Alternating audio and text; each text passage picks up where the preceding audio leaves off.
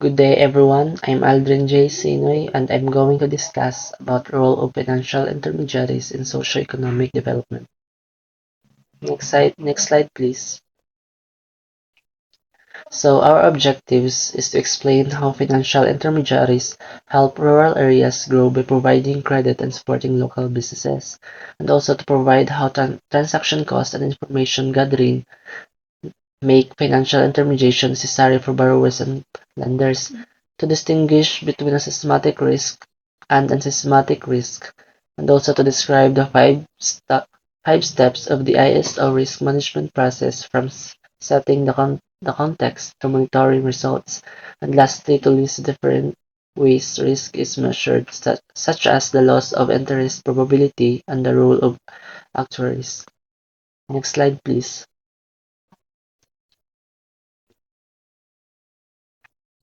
In a developing country like the Philippines, financial intermediaries play an important role in its socio-economic development. Financial intermediaries such as rural and cooperative banks drive socio-economic development in the Philippines by funneling urban capital into disadvantaged rural areas. By providing essential credit to farmers and residents, these institutions empower individuals to launch small businesses and invest in education. Ultimately, they bridge the economic gap between urban centers and local communities to foster nationwide growth. The growth of commercial banks in the rural areas has helped the areas tremendously by making credit available to the rural residents so they can use the same to advance themselves. Beyond local banks, the expansion of commercial institutions in the rural areas has catalyzed socio-economic growth by providing the credit necessary for entrepreneurship and industrial development. These intermediaries empower residents through education and business funding, fostering a cycle of higher earning potential and job creation. Additionally, they support vital government infrastructure projects that lay the foundation for long-term economic independence and community stability.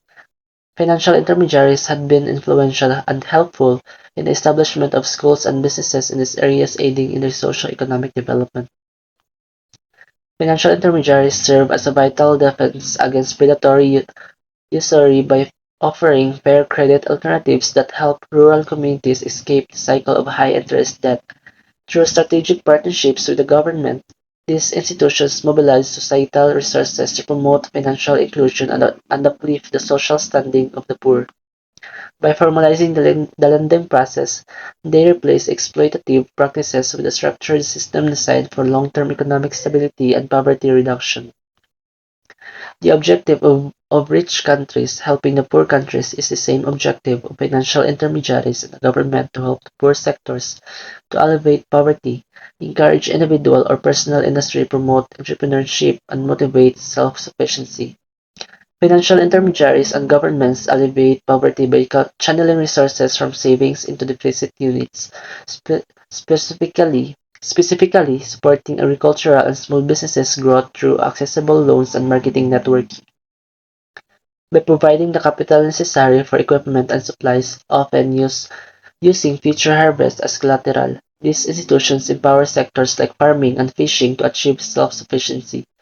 Ultimately, this cycle of financial support ensures immediate liquidity for producers, driving long-term socio-economic and development.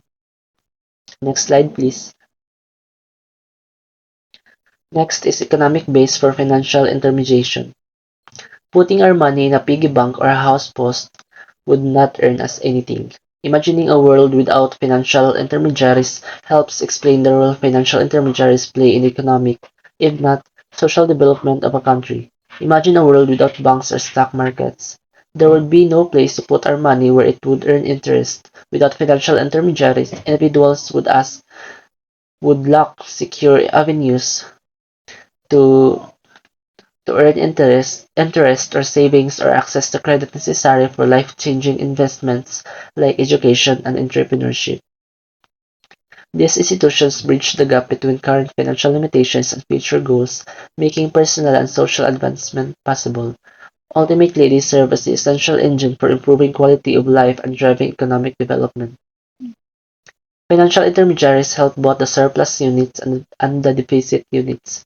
Financial intermediaries help surplus units by pooling funds of thousands of individuals and entities overcoming obstacles that stop them from purchasing primary claims directly. Such obstacles include lack of financial expertise, lack of information, and limited access to financial markets, also absence of many financial instruments in small denominations, and a lot more. The spread of risk is made possible only by the pooling of funds. This is generally termed as diversification. Risk is spread by the pooling of resources. If borrowers default, several lenders suffer the loss, instead of just one lender shoulder the loss. Financial intermediaries also help the deficit units. Financial intermediaries enhance economic deficits by diversifying investments, instruments, and maturities, allowing small savers and governments to access safer, more profitable opportunities. By leveraging economies of scale, these institutions absorb the heavy transaction and research costs that would otherwise overwhelm individual borrowers. They also mitigate darkest imperfections such as delayed information and mismatched buyers by providing the infrastructure necessary for smoother financial exchanges. Consequently, their ability to navigate information gaps and reduce individuals' expenses makes them indispensable to a nation's rising level standards. The rule of two market, imperfections, transaction cost, and information gathering. In this connection, we can study the rule of two market, imperfections, transaction cost, and information gathering. The financial market, just like any other market, is imperfect. An imperfect market is a market where information is not quickly disclosed to all participants in it and where buyers and sellers are not matched immediately. Even in the most advanced financial markets, there are still numerous cases of price corruption, improperly disseminated information, and other market imperfections. Transaction costs. Transaction costs refer to all fees, commissions, and other charges paid. Transaction cost encompasses all fees, research expenses, and logistical hurdles involved in financial trading, which are significantly mitigated with the expertise of financial intermediaries. By leveraging economies of scale and sophisticated digital technology, these institutions drastically reduce these costs, making financial services more accessible and efficient for everyone. Information gathering. Financial intermediaries are major contributors to information production. Financial intermediaries bridge the gap of asymmetric information by producing and selling expert data on borrower creditworthiness, especially for small businesses where public data is scarce. Because sellers typically hold more information about an asset's quality than buyers, these institutions act as essential evaluators to ensure fair and informed financial transactions. Thank you. Good day, everyone. My name is Mara Lourdes Mayonan, and I will be reporting about the concept of risk. So, risk refers to chances that the outcome of an event is unfavorable or undesirable. So, risk is the possibility that your actual return will be different, usually worse, than what you expected. So, investment risk forces investors to evaluate the return and risk characteristics of each investment alternative before making a decision. So, investment risk is the necessity for the investors to weigh potential profit against the potential for loss. For example, is the choosing between a savings account, which is low risk or low return, and cryptocurrency, high risk, potentially high return. So the risks for long-term investment, which mature in more than a year, are more likely to be present due to the length of their term. So the term risk is the idea that longer-term investments are riskier because there is more time for bad things to happen. For example, the inflation, economic shifts. So the next is the risk are further classified as systematic and unsystematic risk by Fabozzi and Modigliani 2009. So number one is the systematic risk, also called undiversifiable risk or market risk. So systematic risk is the undiversifiable risk It affects the entire market or economy at once. You cannot escape it by simply buying different types of stocks. It is external and unpredictable. For example, a global pandemic or a rise in national interest rates. If the central bank raises rates, almost all stock prices might drop simultaneously. So the second one is the unsystematic risk, sometimes called diversifiable risk, residual risk, or company specific risk. So the unsystematic risk is the specific to a single company or industry. You can reduce this risk by not putting all your eggs in one basket. It can be eliminated through a diverse portfolio. For example, a labor strike at a specific airline, while that airline's stock drops, your tech stocks or food industry stocks remain unaffected. Thank you. Good day, everyone. I am Joanna Lobitaña, and I'm here to report about the measurement of risk. Risk measurement is a vital bridge between identifying a problem and actually solving it. It is the process of turning what ifs into actionable data. Without measurement, risk is subjective. One manager might be terrified of a competitor while another is worried about a software bug. Measurement provides a common language like money or percentages. By assigning a number or a rank, you remove gut feelings and allow the company to treat risk as a business expense rather than an emotional worry. Measurement requires looking at a threat from two angles: likelihood, the if. Is this a once a week problem or a once in a century disaster? The so what? If it happens, does the company lose 100 or does it go bankrupt? This allows for prioritization. A business doesn't have the time or money to fix everything. Measurement tells them which fire to put out first. If it can't be measured, it can't be managed. This means that you cannot improve or control something if you don't know its size or frequency. In short, measurement turns uncertainty into risk. Once a risk is measured, a business can finally make a logical decision to either accept it, avoid it, transfer it, or mitigate it. Different standard for risk. Standards aren't just technical checklists. They are decision-making frameworks designed to protect a company's revenue, reputation, and operations. The BS 25999 is about business continuity. You cannot protect everything equally because budgets are limited. By viewing risk as a weighted average, a manager decides where to spend the next dollar. ISO 27005 focuses on information security. Without values, security is just an expensive feeling. Businesses use this to turn vague fears into data. By assigning a value to a data breach, the company can compare IT risk against other businesses, like market competition or inflation. It speaks the language of the board of directors, money, and numbers. NFPA 1600. It handles disasters. It is used to decide between prevention versus insurance. The company builds this into the cost of doing business. The business doesn't try to stop every fire. Instead, they buy insurance and create an evacuation plan because the severity is too high to handle alone. ISO 27005, this point emphasizes that risk management is a circular business strategy, not a one-time to-do list. It is the standard that provides guidelines for information security risk management.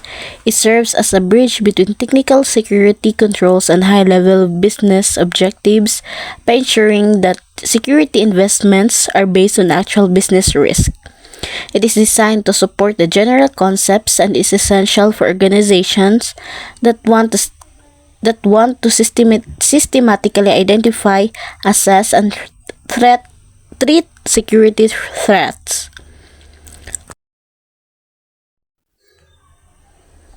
ISO 27005 Risk Management Process.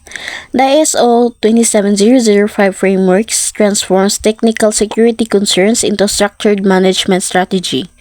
It ensures that a company doesn't just buy firewalls, but instead invest money where the most critical business assets are at risk.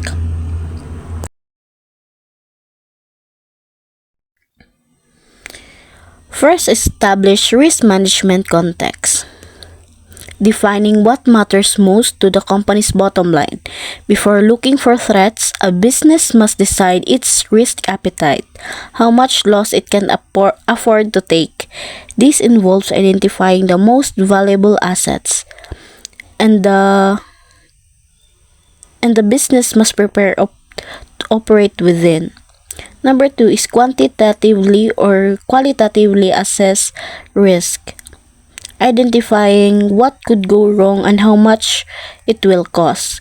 Qualitative uses scales like high, medium, or low to prioritize risk based on expert opinion. This is faster and common for general operational risk. While quantitative is assigning dollar or peso values to risk. Number 3. Treat risk appropriately. Making a buy versus accept decision. Once the risks are known, the business chooses one of four paths for their business. First is investigating security tools to reduce the risk, stopping a high-risk activity, buying insurance, or outsourcing the risk to a third party. Doing nothing because the cost of the fix is higher than the cost of the potential loss. Number 4 is keep stakeholders informed. Risk management is just for the IT department. Number 4 is keep stakeholders informed. Risk management is not just for the IT department. Executives, board members, and department heads need to know the risk to make informed strategic decisions. Clear communications ensures that if the breach happens, the leadership isn't blindsided and the response plan is already understood. Number 5, monitor and review ongoingly. Adapting to a changing market and threat landscape, business environments change, new competitors emerge, companies scale, and hackers find new tools. This step ensures that the security measures put in place last year still works today. It turns risk management into health check rather than a one-time project. Approaches to measuring and evaluating risk. These 5 approaches represents the evolution of risk management from basic common sense to complex mathematical modeling. They provide different lenses to see how money might be lost. First is loss of principal or interest. How much could I lose? This is the most conservative approach. It doesn't care about likelihood. It only asks, if this goes to zero, can I survive? In this business, this is often called exposure. Number 2, probability. What are the odds? A more refined method that uses mathematical patterns to estimate the likelihood of different outcomes. This shifts the focus from how much to how likely. It uses historical data to create a distribution of outcomes. This allows the businesses to calculate expected value. Number 3 is volatility or variability. How much that it swing. Measures how much financial asset prices fluctuate over time. Wider swing means higher risk. In finance, risk isn't just about losing money. It's about uncertainty. This is measured by how much a price bounces around. If an asset price stays steady, it is low risk. If it swings widely, it is high risk. Volatility is difficult because it makes budgeting and planning impossible. You don't know if your assets will be worth enough to pay your debts next month. Number 4, counterparty risk. Will they pay me back? Evaluates the chance that another party is the transactions won't meet its obligation. While often based on rating agency analysis, the 2008 crisis revealed flaws in these methods, which are slow to adapt and can't easily account for sudden market panics or cascading failures. This is the risk that a person on the other side of the deal breaks their promise. This is highly dependent on credit ratings. The 2008 last crisis showed that these ratings can sticky or lagging. A company might have a rating on Monday and go bankrupt on Friday. This means you must look beyond ratings and investigate the actual health of your partners. Number 5 is actuary's rule. Is this data reliable? Compares financial risk measurement to actuarial science, which relies on high accurate, market uncorrelated data for reliable predictions. Financial risk models, by contrast, can never match this level of precision. This relies on biological and physical constants. People generally die at predictable rates regardless of what the stock market does. This makes the data uncorrelated and highly reliable. Financial risk relies on human behavior. Unlike death rates, financial markets are driven by fear and greed. If one person panics, others do too. A business can predict insurance costs with near perfect accuracy, but it can never predict market crashes with that same certainty because humans are less predictable than biology. And that's for our report.